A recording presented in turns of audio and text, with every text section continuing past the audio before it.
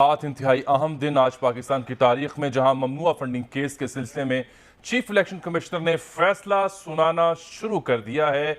10 बजे का वक्त दिया गया था, इजलास हुआ चीफ इलेक्शन कमिश्नर की जेर सदारत, और उसके बाद अब इलेक्शन कमीशन ऑफ पाकिस्तान ने फैसला सुनाना शुरू कर दिया है। फैसला मुत्तफिका है, ये कहना है chief election commissioner of Pakistan का।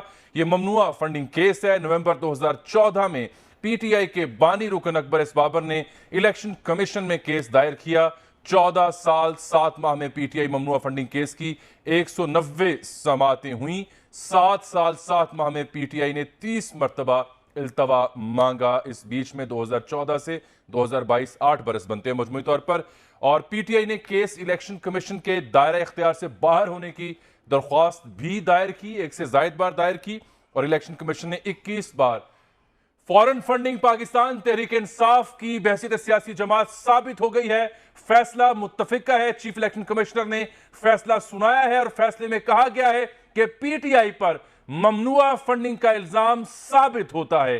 पाकिस्तान तहरीक इंसाफ जो बरसर इक्तदार थी इससे पहले वफाक में, और दूसरी जानिब सूबा केपीके और पंजाब में बरसर इक्तदार है, उस पर ममनुआ फंडिंग का इल्जाम साबित हुआ है। इलेक्शन कमीशन के ताजा और अहम फैसले के मुताबिक बिलाखिर पाकिस्तान तहरीक इंसाफ पर ममनुआ फंडिंग का इल्जाम, जिसकी समाअतें होती रही कई बरस तक, वो साबित हुई हैं। यह कहना है चीफ इलेक्शन कमिश्नर का।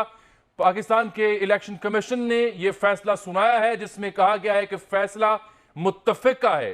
पीटीआई पर ममनुआ फंडिंग का इल्जाम था।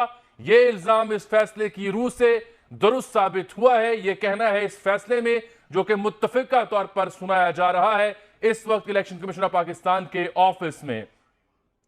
पीटीआई ने ममनुआ फंडिंग वसूल की है, यह कहना है चीफ इलेक्शन कमिश्नर का अपने इस फैसले में। पीटीआई पर ममनुआ फंडिंग का इल्जाम साबित, पीटीआई ने ममनुआ फंडिंग वसूल की है।